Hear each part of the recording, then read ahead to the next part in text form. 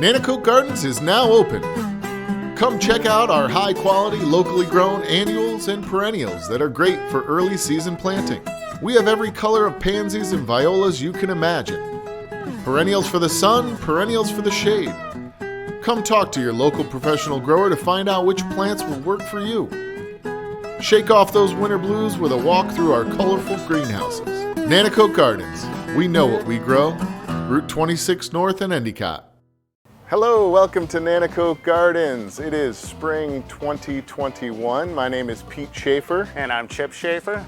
And we are the owners of Nanticoke Gardens. We'd like to welcome you to our greenhouses. We're going to give you some behind the scenes footage today of how we set this place up, how we get to the point of all this beautiful color that you see behind me.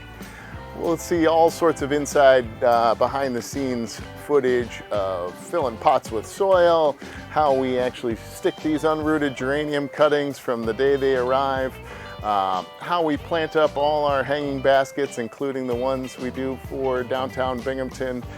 You'll get some behind the scenes footage on how all of that happens to get to this point. Our customers will ask us during the season, how does this all happen? Well, you're going to get to see that today. Many times customers, while they're shopping here throughout the season, they'll see we're starting to run low on inventory. They'll ask us questions like, when's the next truck arriving with your begonias or your marigolds? Well, we grow everything right here on site, with the exception of a few items. I'd say 99% of everything we grow here is done right on site by our team of excellent growers. And that truck just isn't coming. It's all done right here. And while we're growing plants here, we start them from 3 different sources mainly. We do about a third of our plants grown here from seed. We do about a third from unrooted cuttings, and about a third from rooted plugs. Customers often say, what do you guys do all winter? Do you go down to Florida or are you on vacation? And the fact is that we're here all winter long, starting plants from seeds, cuttings, and unrooted cuttings to have them ready in time for the spring. We're always one season ahead here at Nanticoke Gardens, so while you guys are hibernating in the winter, we're busy getting ready for the spring. And now, without further ado, let's go out to the greenhouses and take a look at how we grow our plants.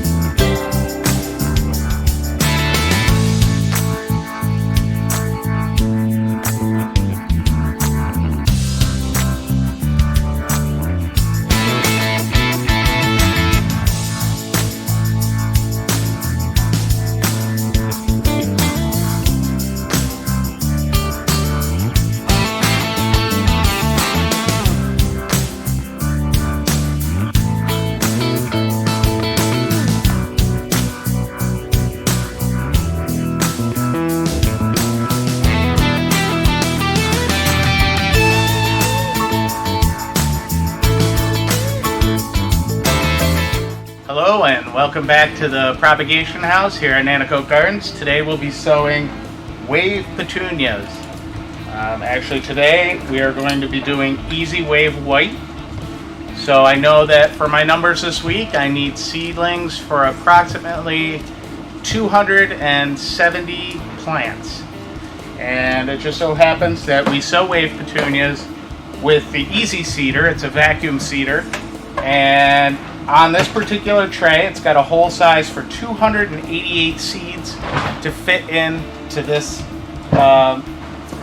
tray right here. And we use this tray for certain seeds because the seeds are very expensive. For example, a wave petunia seed, just for the seed alone, it's somewhere around 20 to 25 cents a seed. So if I need 270 seeds, and waves have a high germination rate, approximately 95% to 100%, I want to try and get as close to my number as I can. So if I need 270 seedlings, I got this tray here for 288 seeds. I know that I won't be wasting any money on overseed.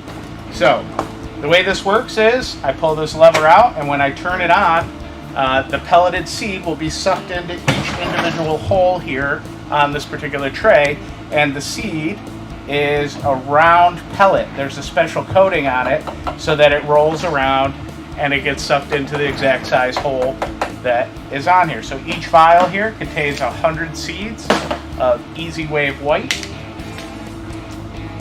I'm going to open up 4. So I know that I have 400 seeds on here, even though it takes 288. I won't have to mess around with trying to get it into every hole.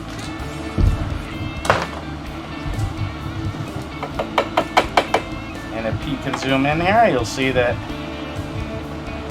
it's a pelleted seed. The color is not yellow. The actual petunia seed is probably about 20% of that size. So raw petunia seed without that coating is very, very small. So that's why we try and get as precise as possible. So I have my Easy Wave White seed on my seeder here. And what I'm going to do is take a regular seed flat like I would sow tomatoes or peppers or anything else in, and I'm going to dibble it with a tray that has exactly 288 holes on it. I'm going to put it on here on my wet it down seed flat. I'm going to press it like so. And you can see that it dibbled 288 holes on an open seed flat. So now I can turn on my seeder. I'll vacuum seed each pellet into each hole, and then I'll turn it upside down, and hopefully each seed lands in a dibble on this one. Okay, here we go. This is going to be a little loud. The motor from the vacuum is kind of loud, but I want you to kind of see how the process works here with the pelletized seed and vacuumed into the small hole. So here we go.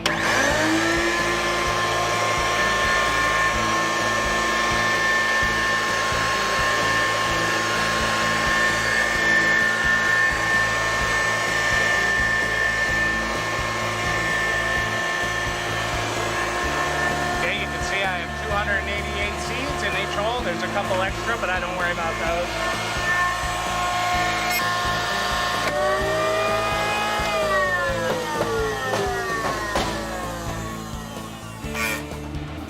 And so now you can see I've got a seed dropped in just about every hole here on my seed flat. Easy Wave White, week 9. I'm going to put that in there. Now petunias need light to germinate, so if you're trying to sow at home, you'll want to make sure that you do not cover these seeds. I put a little coating of vermiculite on just so the seed doesn't dry out. I try and get as uniform as possible. And this is just to hold a little bit of moisture as that coating from the petunia seed wears off. If it's leaning up against a particle of vermiculite, it'll hold enough moisture in for that seed to germinate. And there you have it, 288 seedlings from Easy Wave White. Should be here in about 10 days. I'll put it on a bench at 72 degrees, and we should have germination pretty quick.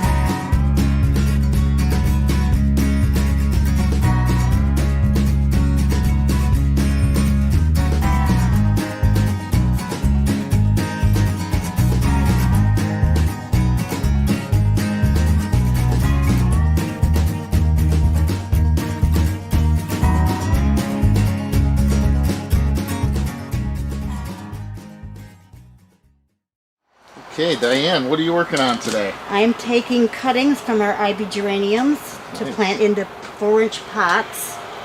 We'll put these on a heated misted bench till they root. Great. And we wean them off from the heat and the mist, and when they're rooted we'll pot them up. Okay. So what are you looking for what do you know is a good cutting? What's a good A cutting? nice, thick, sturdy cutting that when you strip the bottom leaves off, there's still a little bit to stick down into the soil. Okay. And that's the ideal cutting right here. Okay. Actually. Nice. And how many cuttings do you think you're taking here? Well, on these baskets, I'm only taking 1 per plant. There's 3 plants in the baskets, and I'm just taking 1 per plant. That way they'll be more even and won't be taking off too many. You're not doing anything that you wouldn't normally do anyway, right? This is probably a good stage that you would pinch this plant Yes, anyway? when the cuttings are taken, I'll go back and just do any more light pinching if they need it to even them up.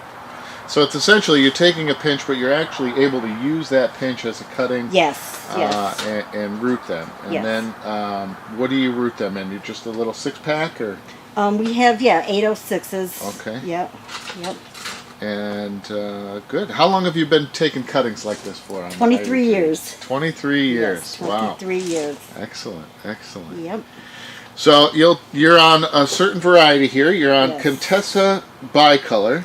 Yes. How many different varieties do you think you're doing today? Oh my goodness. Well, I've done 5 or 6, and I probably got 10 more to go. Okay. And a couple hundred cuttings altogether, probably? There's several hundred, Okay. This variety right here, I'm doing 72. Nice. So I know we get our plants from, we talked earlier about we get our plants from 3 different places: seeds, unrooted cuttings, and rooted cuttings. What other types of unrooted cuttings do we do? Well, today I've already done the New Guinea impatiens. All our fuchsia hanging baskets come from unrooted cuttings. Right. Herbs, just a lot of different varieties. Yes. Well, great. Well, thanks for showing us how you do it. We're just going to watch you take a few more cuttings here, and then we'll move on, and maybe we'll get to see you sticking those cuttings later. Okay. All right, Diane. So we're back from house 2. We've come over to house 11, the propagation house, and we're ready to stick those cuttings that you just showed us you took off those hanging baskets. And we're just going right into the propagation soil. Yes. Good. These don't need any hormone. They root very well on their own. Show us what one looks like right before you clean it and then right after. Okay. So you can see the extra leaves and the flower buds on it. Yeah. I strip all that off, and depending on how many leaves, I might leave, at least 1 big one. I try to leave 1 big one. Okay. And then right stick it right in the into center the of the soil. cell. Yeah, about a 1/4 inch or so down. This one here doesn't need anything. Okay. Do you ever come across a cutting that you've taken that sometimes during this process you won't use? Yes, if they're too small, or if I notice damage, or... Okay. Okay, these are pretty It's okay. nice. You can keep, I don't want to interrupt you. I'm just curious to what you're doing.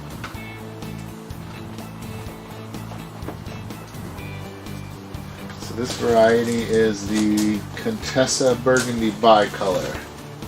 Yes. So we're very particular about you making sure that you get the right variety with the right tag, I assume? Yes, because there's also a Contessa Burgundy. Oh boy. So, And very there's a few careful. other bicolors, I think. Yes. Okay, so I'm putting the flat on the heated misted bench. And I'm going to set the automatic system to have the mist come on at intervals for 6 seconds every 20 minutes.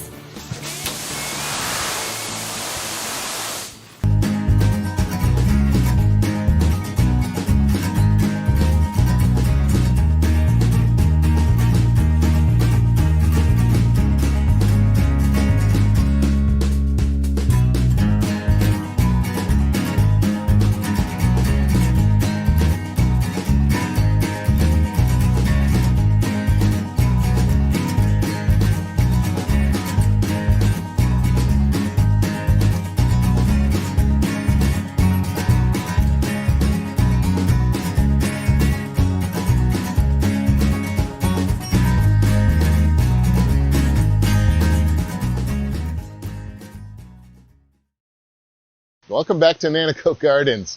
We're in one of our brand new greenhouses. This is Bay 16 of our new greenhouse range. And like we've mentioned before, we get our plants from 3 different places. We either start them from seed, unrooted cutting, or rooted plugs. And those rooted plugs often come from other greenhouse operations that have a license to root certain genetics. So we emphasize that we grow tons of different varieties here, and we have many different suppliers. Just to give you some examples, I'll walk you through some rooted plugs that we've planted up here. So behind me we have some argyranthemum, some Bidens. As we walk through here, you'll see some bracteantha, also known as straw flower. We have some bacopa. All these different varieties, and each one has a tag that specifies the genetic type or plant license that might be held by that variety. So we spend a lot of time doing research on what varieties are going to work for you guys at home. We do a lot of research by going to trade shows, scouting magazines, and seeing plants in trials all throughout the country. And when we come back to Endicott, we come back with a list of all those varieties that are going to work well for you, not just in the early spring or in the middle of the summer, but all throughout the season. And sometimes that means we use multiple different genetic suppliers. So we might be looking for one bacopa from Proven Winners that does really well, and another bacopa from Ball Genetics that does really well, to make sure that you're getting varieties that are going to work for you throughout the summer. As we keep walking through here, you'll see some salvia, some diacia, salvia Mystic Spires blue, some black and bloom, really popular the last couple of years, angelonia. I know they all look like nothing now, but it's important that they have a good start, so they have a good finish throughout the season. We're coming up on some osteos, and we're coming up on some agastache, some leucanthemum.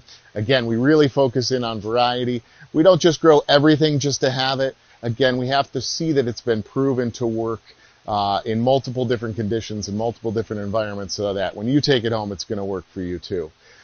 So these varieties, again, are coming from rooted plugs, coming from other licensed rooting stations. Some examples, we try to use New York growers. Some examples we get our plants from are Dickman Farms up in Auburn, or Barone's Gardens in Cicero. They are licensed rooting stations, either for Ball Genetics or for Syngenta, respectively. And then we also get some rooted plugs in from some Proven Winners licensed rooting stations. And again, we're not just stuck with one genetic supplier. We try to find the best genetics across the board. That's one of the benefits of being an independent garden center, is we don't have to just use genetics from one supplier. And we're coming up on several varieties of verbena here. Again, we use about 3 or 4 different sources for where we get our verbena from. It's a very popular plant that's used in a lot of combinations, drapes over, flowers, so it's great for the edges of the pots. And we're coming up on Megan here. She's actually planting up some verbena here today. Hello, Megan. Hi. What are you planting up? Verbena. Excellent. What variety you got? Large lilac blue. Awesome. Can I see one of those tags? We'll just show everybody what you're planting.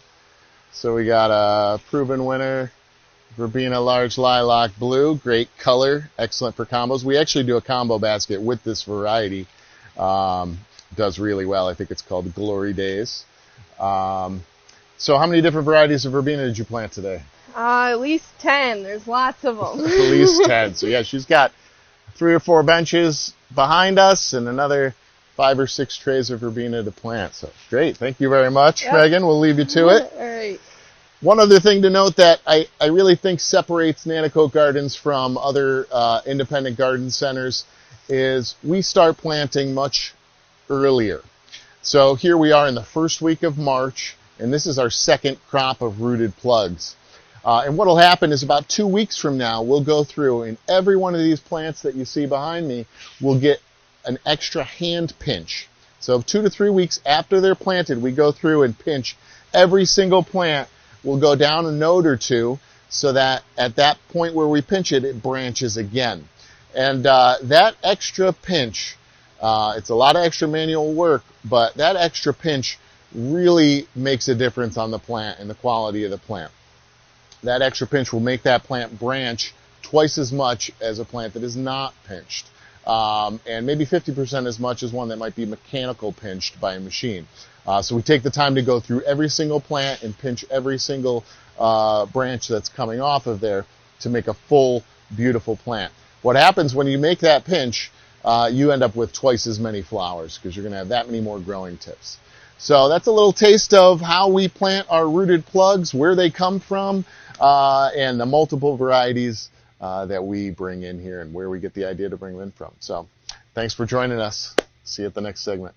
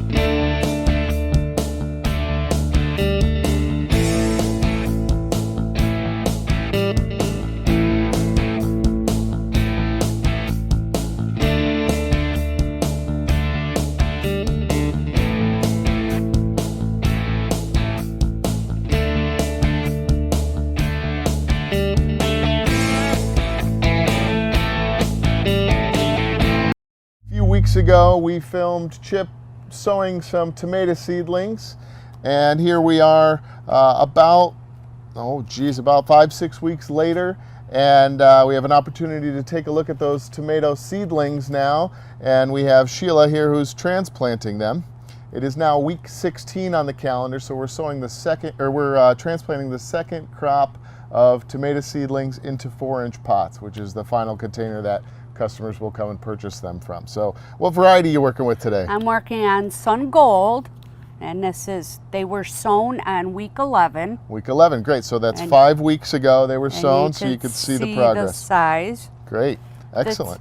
This variety I'm to plant 350. Okay. And these are, most people call them cherry tomatoes, but we call them small fruited. And I plant them in the terracotta color pots. Mm-hmm.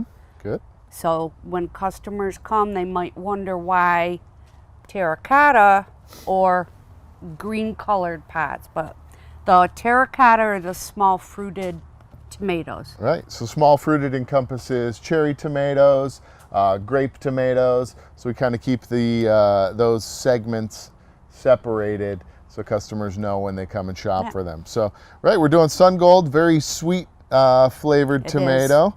It's becoming more and more popular. Some people say it's the sweetest one we have, tastes like candy. So great, can you show us an example of how you would transplant tomato seedling into a 4-inch pot? Yep. To pull the seedlings out, you can pull them out by rows. So I take a handful. You don't have to be as gentle as most people think, that they're so fragile, but you don't want to rip them apart. And then I just get a hold of one and I put it down as far as I can to the bottom leaf. Nice and straight. We don't want any J's on the stems because then they won't grow right. Good.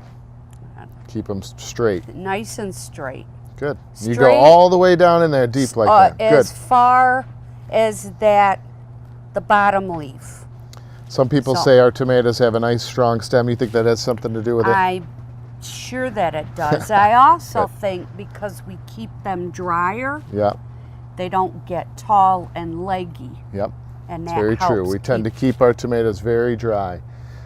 This is the second crop of tomatoes, as I mentioned. Altogether, we do about 15,000 4-inch tomato pots.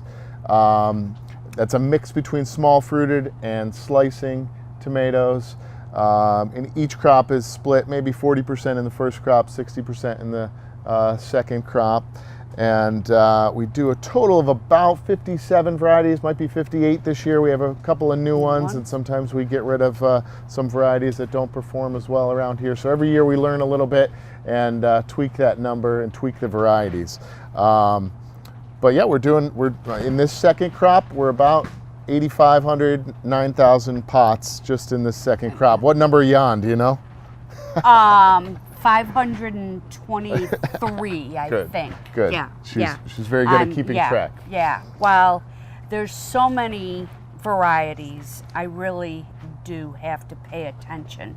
Yes. Because there are many serious tomato buyers, and they want a certain variety. Sure. And if I mess things up or mistag, Yep. and they get a beefsteak instead of a plum, I'm sending them to you. Yes. It's very important. We keep every variety separate. There's only one variety in a seedling tray. We transplant one at a time, and then we go back and tag them all, and we repeat that process to make sure we get everyone right. There's no flowers, no way to tell the difference. Everything's green, so it's our job to keep it straight to make sure you get the right tomato when you bring it home. Thank you very much, Sheila. Is You're there welcome. Anything else you'd like to add? When everyone is picking that big juicy tomato off the vine and taking a bite into that nice sun-warmed, enjoy it and remember think of where it came from. from. Remember where it came from. Thank you, Sheila. Thank you.